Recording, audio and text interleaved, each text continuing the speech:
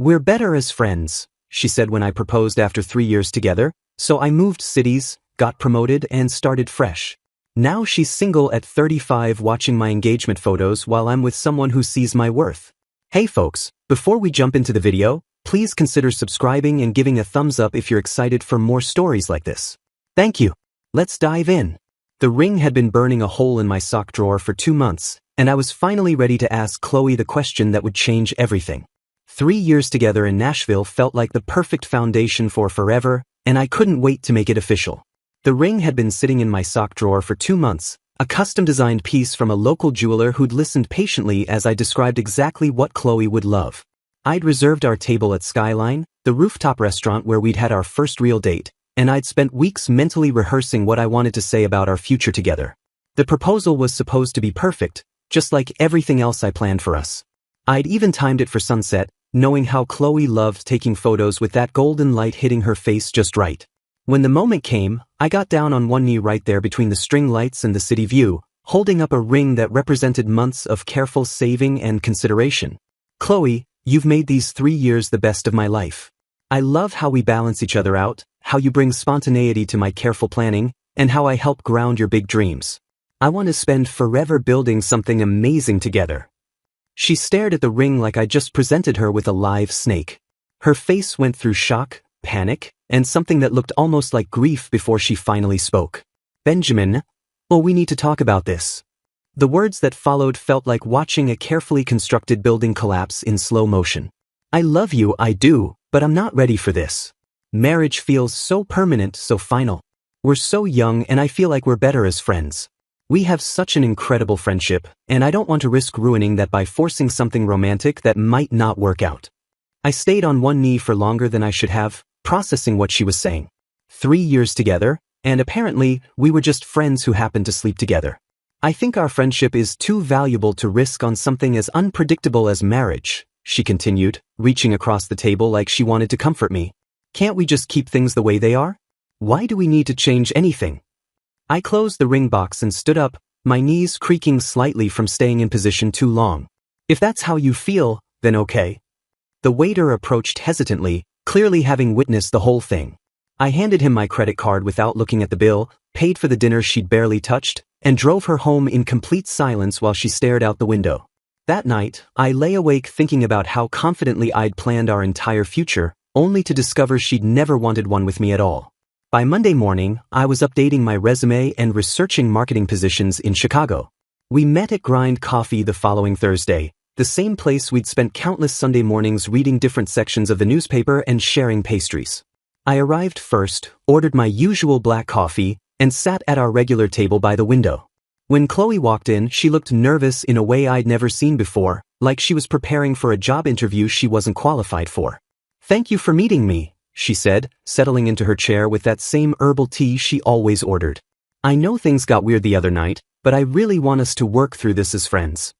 I nodded, waiting for her to explain how exactly that was supposed to work. "I've been thinking a lot about what I said, and I stand by it. Marriage would change everything between us, and not necessarily for the better. But that doesn't mean we can't stay close. We have so much history together, Benjamin. I don't want to lose that." She was talking like our relationship had been some kind of business partnership she was restructuring rather than 3 years of building a life together.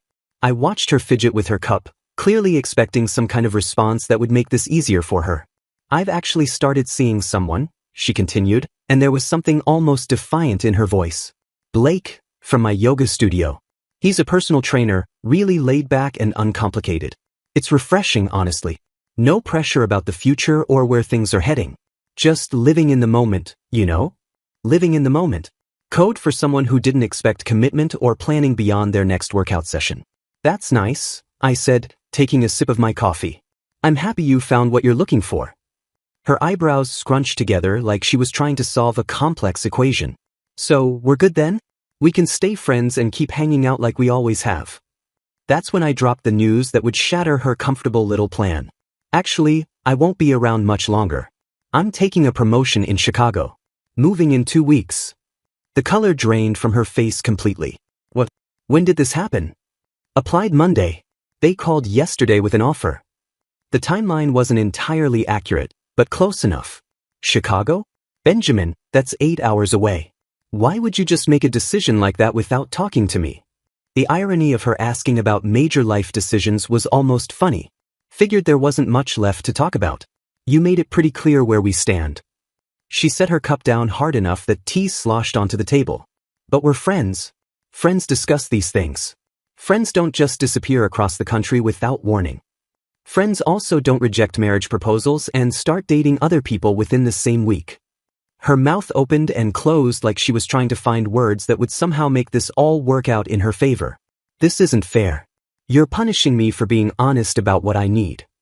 I'm not punishing anyone. I'm just not sticking around to watch you live in the moment with Blake while expecting me to wait on the sidelines as your backup plan. That's not what this is, she said, but her voice lacked conviction. Then what is it, Qley? Because from where I'm sitting, it looks like you want to keep me emotionally available while you explore other options. She started crying then, quiet tears that used to move me but now just felt like another manipulation tactic. Will you at least promise we'll stay in touch? Regular calls, visits when you're back in town? I finished my coffee and stood up. I don't think that's a good idea. Why not? Because friends don't usually have engagement rings hidden in their sock drawers for 2 months. Walking away from that coffee shop, I realized Qley had never considered that her actions might have consequences for anyone other than herself. Chicago was exactly what I needed. The promotion to senior marketing director came with a 35% salary bump and the chance to lead campaigns for Fortune 500 clients, the kind of work I'd been preparing for since college. My new apartment in Lincoln Park was a complete upgrade from my Nashville place, with floor-to-ceiling windows and enough space for a proper home office. For the first time in years, I was making decisions based solely on what I wanted, not what we needed as a couple. I bought new clothes, joined a gym, and started saying yes to social invitations from colleagues. The freedom to live entirely for myself was intoxicating after years of coordinating every decision with someone who ultimately didn't want a shared future anyway. Qley's first text came 3 weeks after I'd settled in. Hey stranger, how's Chicago treating you? I waited 2 days to respond with good. That apparently opened the floodgates. Over the next month, she sent paragraphs about Blake's behavior, how he was always checking out other women at the gym, how he forgot her birthday, how he never wanted to do anything beyond working out and watching sports. I think he might be seeing someone else, she wrote at 2 a.m. one Tuesday. Found messages on his phone from some girl named Brittany. You were right about complicated guys being better in the long run. I responded with, sorry to hear that. Her messages became more frequent and increasingly desperate for the emotional support she'd grown accustomed to receiving from me. She'd send screenshots of Blake's suspicious behavior, long voice messages about her insecurities, and direct questions asking for advice about whether she should confront him or just let it go. I responded to maybe 1 in every 5 messages, usually with single words. Yeah, tough, complicated. She started calling during my work hours, probably knowing I'd be available to talk through whatever crisis Blake had created that day. I let every call go to voicemail and deleted them without listening. If she wanted uncomplicated, she could handle her problems without dragging me into them. The real turning point came when I joined a hiking group through my new gym. Every Saturday morning, we drive out to different trails around Illinois and Wisconsin, and that's where I met Harper. She was a veterinarian who'd moved to Chicago for a residency program and had the same love of outdoor adventure that I'd never gotten to explore with Qley. Harper was different in every way that mattered. She paid for her own coffee after our hikes, remembered details about my work projects, and actually asked thoughtful questions about my goals instead of just waiting for her turn to talk. When I mentioned I'd never been rock climbing, she offered to teach me. When she found out I enjoyed cooking, she suggested we take a class together. Everything felt natural and equal, like we were both choosing to be there instead of one person carrying the entire relationship. Your ex really did a number on you, Harper observed one evening as we walked through Millennium Park after dinner at a place she'd chosen and insisted on splitting the bill for. You keep acting surprised when I show basic consideration. She was absolutely right. I'd gotten so used to being the only one who planned, paid, or put in effort that equality felt foreign. Good relationships shouldn't feel like work, Harper continued. They should feel like teamwork. 3 months into whatever we were building together, Qley sent her most desperate message yet. Benjamin, I really need to talk to you. Blake and I broke up and I'm having the worst week at work. My boss is being impossible and I just need someone who actually cares about me to remind me that I'm not crazy. Can you please just call me back? I know you're busy with your new life, but I really need my friend right now.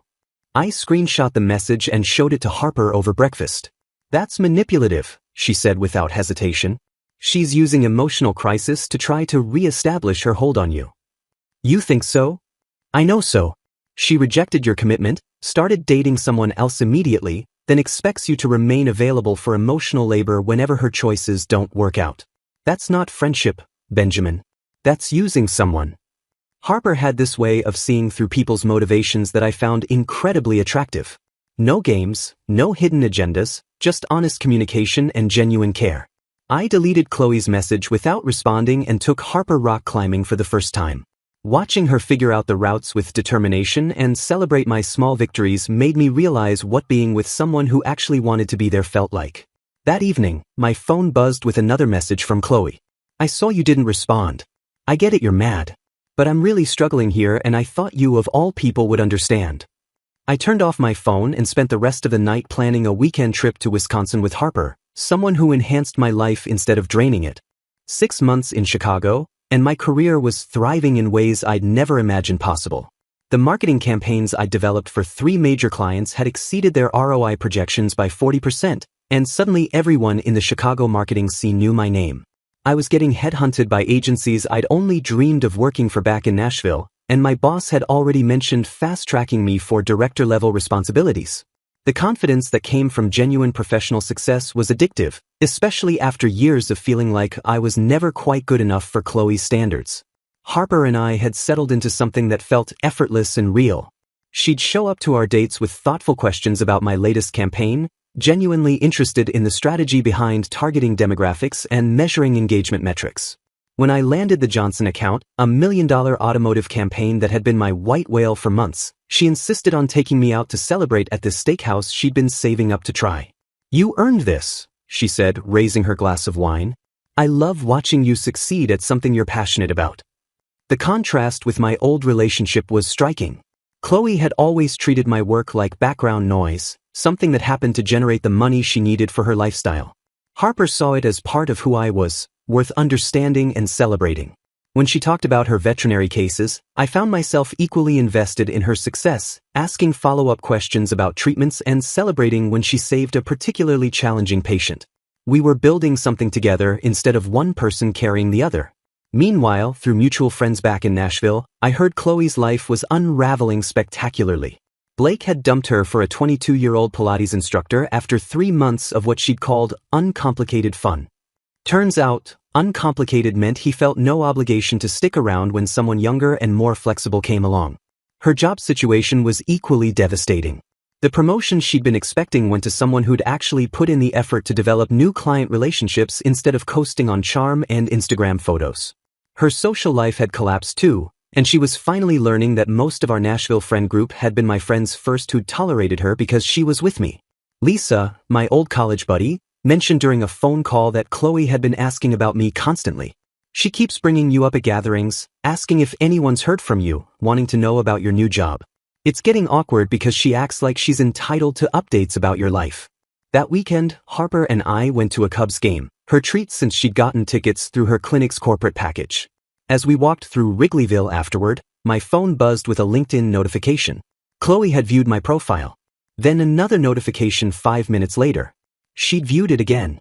Someone's cyberstalking you, Harper observed, glancing at my phone. Want to talk about it? I explained the situation, and Harper just shook her head with amusement. She had her chance to be part of your success story and chose someone else instead.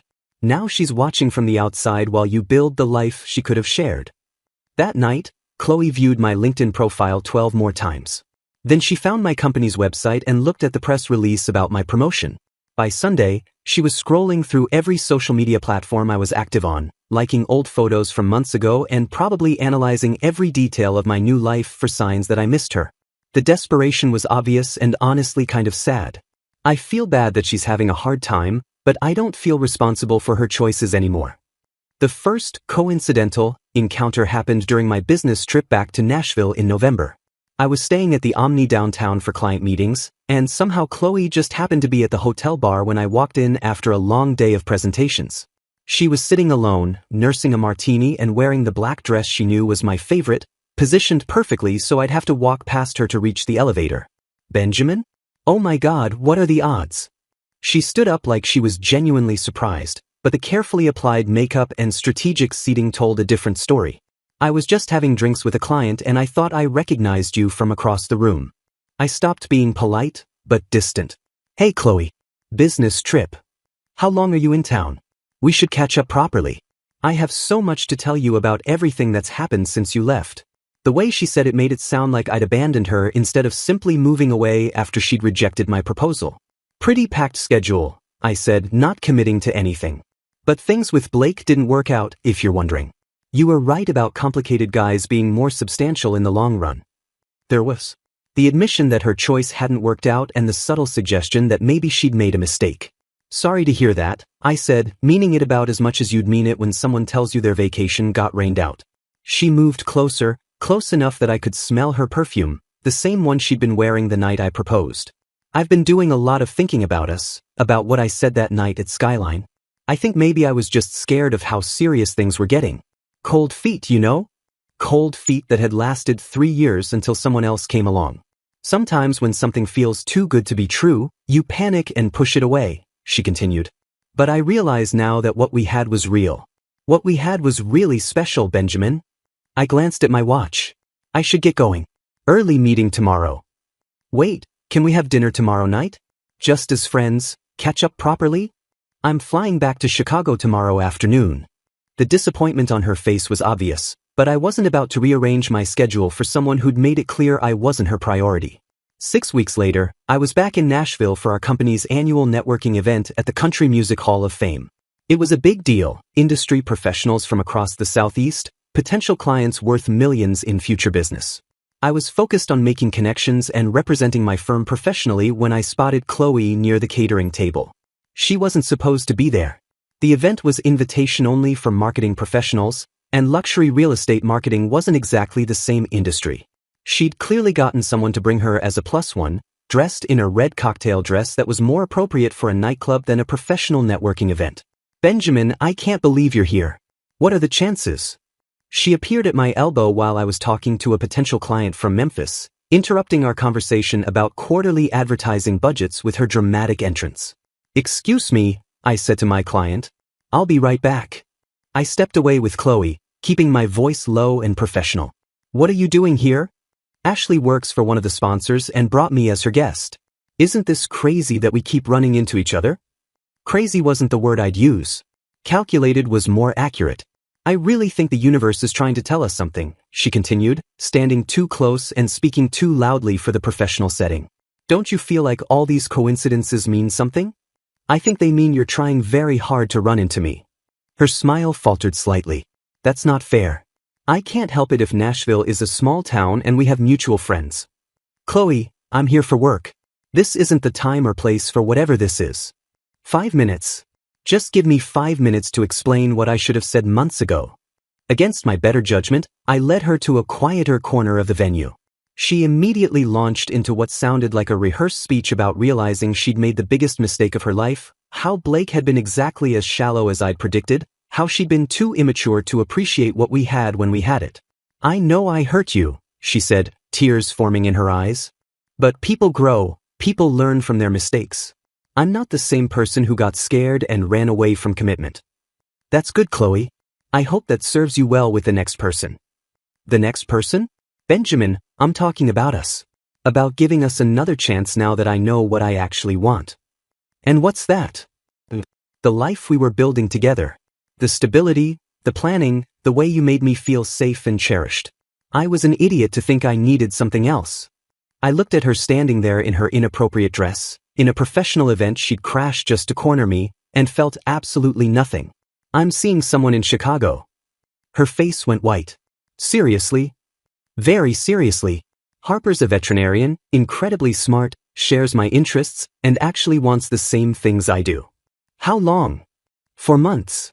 I watched her do the math, realizing I'd moved on while she was still playing games with Blake. 4 months isn't that long. People rebound after breakups, but what we had was 3 years. That has to count for something. It does count. It taught me what I don't want in a relationship. The words hit her like a physical blow. She opened her mouth to respond, but my client from Memphis appeared at my shoulder. Benjamin, sorry to interrupt, but I wanted to continue our conversation about the Q2 campaign. Of course, I said, relieved for the interruption. Qley, it was good seeing you. As I walked away, I heard her call after me. This isn't over, Benjamin. What we had doesn't just disappear. But it already had. The final Nashville encounter came 2 months later when Harper joined me for a client presentation trip. I'd mentioned the Qley situation to her, and she'd laughed it off with the confidence of someone who knew exactly where she stood. If she wants to make things awkward, that's her choice. I'm not worried about someone who gave up the best thing that ever happened to her. We were having dinner at the Continental, the same upscale restaurant where Qley and I used to go for special occasions, when she appeared at our table like a bad penny. Benjamin, I thought that was you. She was thinner than I'd ever seen her, with dark circles under her eyes that no amount of makeup could hide. Her smile was brittle as she looked between Harper and me. And this must be the famous Harper. I'm Qley.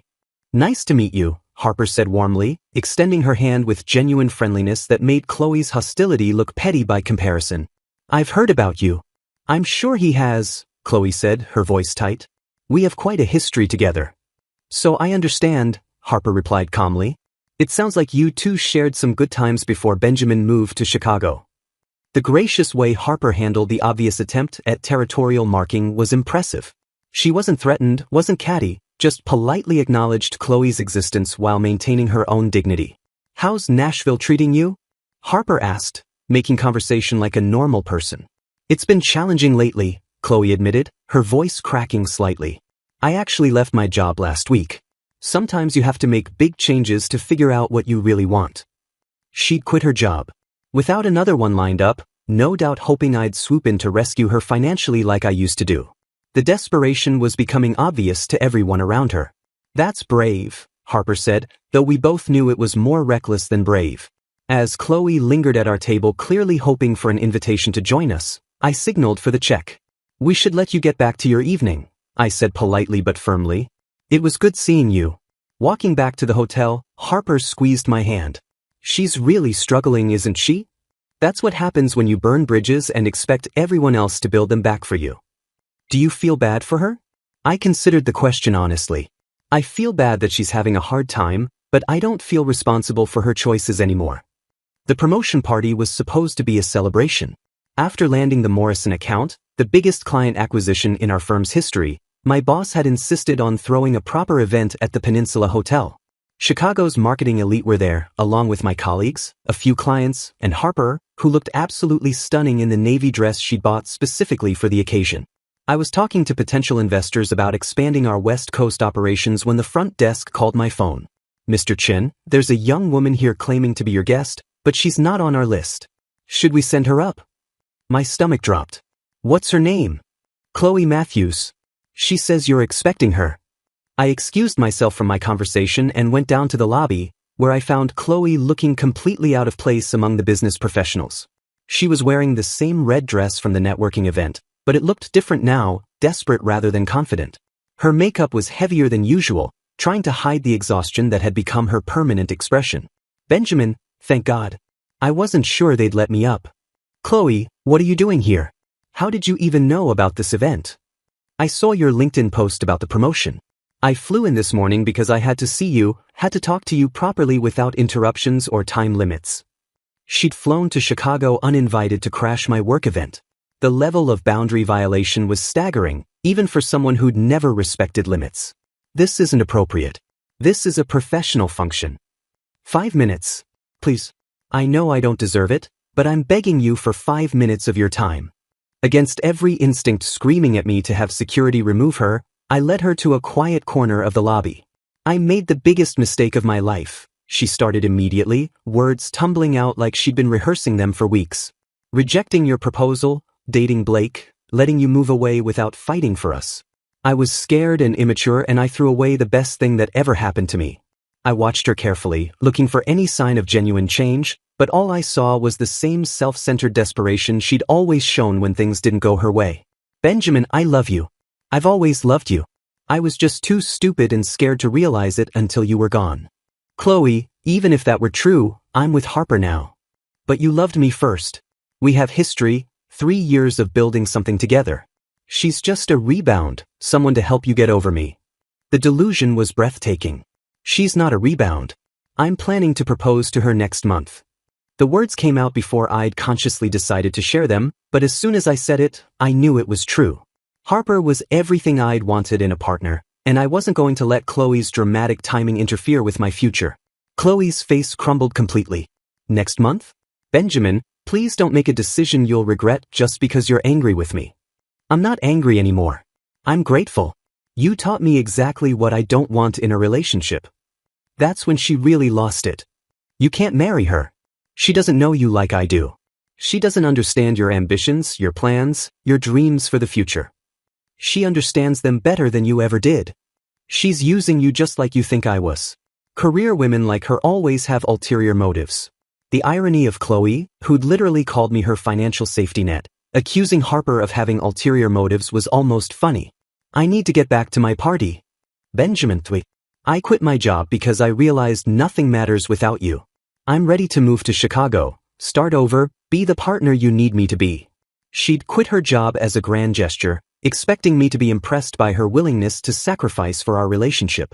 The same woman who'd refused to split dinner bills was now offering to relocate her entire life. That's not my decision to make anymore. I started walking toward the elevator, but she followed, her voice getting louder and more desperate. She's going to leave you too, you know. Career women always choose their jobs over relationships when things get tough. Harper appeared beside me then, having noticed my extended absence from the party. Everything okay down here? Harper, this is Qley. Qley, Harper. Oh, Harper said, understanding immediately. Nice to finally meet you properly. Don't do this, Qley said, looking directly at Harper. He's going to get bored with you just like he got bored with me. Benjamin always needs something to fix, someone to save. Once you don't need him anymore, he'll find someone who does. The projection was stunning. She was describing her own pattern of behavior and attributing it to me. Actually, Harper said calmly, Benjamin's never tried to fix or save me. That's one of the things I love about him. He treats me like an equal partner, not a project. Ma'am, a security guard had materialized beside us. I'm going to need to ask you to leave. You're disturbing our guests. This is ridiculous, Qley said, but she was already backing toward the exit. Benjamin, you're making a huge mistake. When this doesn't work out, don't expect me to be waiting around. As security escorted her out, Harper turned to me with raised eyebrows. Well, that was dramatic. Sorry you had to witness that. Don't apologize. It actually made me feel even better about us. Seeing what you walked away from makes me appreciate what we have even more. Back at the party, word had already spread about the lobby incident. Instead of being embarrassed, I found my colleagues were impressed by how professionally I'd handled what could have been a career-damaging scene. Handled that like a boss, my boss said, patting me on the shoulder. Shows real character when someone tries to create drama and you keep your composure. That night, Harper and I talked about the ring I'd been secretly shopping for, and she mentioned how excited she was about our future together. Meanwhile, Qley was probably on a plane back to Nashville, finally understanding that some bridges, once burned, can't be rebuilt. A year after moving to Chicago, I proposed to Harper on the summit of Starved Rock during our anniversary hiking trip. No fancy restaurant, no elaborate planning, just the two of us at sunrise with the Illinois River Valley spread out below us like a promise of everything good ahead. Harper, you've shown me what it feels like to be chosen every single day. Will you marry me? Yes, she said immediately, no hesitation, no panic, no speeches about friendship being safer than love. Absolutely yes. The ring fit perfectly, and she cried happy tears while we took selfies with the sunrise. Later that day, she posted our engagement photo with a simple caption about being excited to marry her best friend and adventure partner. Within hours, our Nashville mutual friends were commenting and sharing the news. By evening, it had made its way through social media circles back home, and I could practically feel the shockwaves reaching Qley through the digital grapevine. 2 days later, my phone buzzed with a message from an unknown number. Benjamin, I saw the news about your engagement. I wanted to reach out and say congratulations. I'm genuinely happy for you and I hope Harper knows how lucky she is. I've done a lot of growing over this past year and I understand now why things ended the way they did between us. I'm in a much better place mentally and emotionally, and I've learned to appreciate the things that really matter in relationships. I hope we can both move forward with no hard feelings and that maybe someday we can be friends again when enough time has passed. You deserve all the happiness in the world. I read the first few lines, recognized the familiar pattern of manipulation disguised as personal growth, and blocked the number without finishing the message. There was nothing Qley could say that would change anything, and I had no interest in providing her with closure she hadn't earned. Harper and I spent the next few months planning our wedding, a small ceremony in Michigan near the lake where Harper had grown up. Simple, meaningful, focused on celebrating our commitment rather than impressing people who didn't matter. We registered for practical gifts, split the costs equally, and made decisions together like actual partners do. Meanwhile, through the Nashville grapevine, I heard updates I didn't ask for but found grimly satisfying. Qley was living with 2 roommates in a cramped apartment, working retail to pay bills, and cycling through dating apps without success. Her Instagram had become a collection of bitter inspirational quotes about men who give up too easily and women who know their worth, posted between selfies that screamed desperate for attention. She keeps posting these quotes about second chances and fighting for love, Lisa mentioned during a phone call. Everyone knows she's talking about you. Everyone except me, I replied, because I'd blocked her on every platform months ago. The wedding was perfect. Harper looked radiant, our families got along beautifully, and I felt the deep satisfaction that comes from building something real with someone who actually wants to be there. During our first dance, Harper whispered, "Thank you for waiting for the right person instead of settling for someone who didn't appreciate you." I spun her under the string lights we'd hung ourselves and realized that Qley rejecting my proposal was the best thing that had ever happened to me. She'd taught me the difference between someone who loves you and someone who keeps you around until something better comes along. As Harper and I cut our cake surrounded by people who genuinely cared about our happiness, I thought about how different this moment was from that disaster at Skyline. This time, I was marrying someone who'd said yes immediately, someone who saw our future as an adventure to embrace rather than a trap to escape. Somewhere back in Nashville, Qley was probably posting another quote about men who don't fight hard enough for love, not realizing that the right person never makes you fight for basic respect and commitment. They just say yes.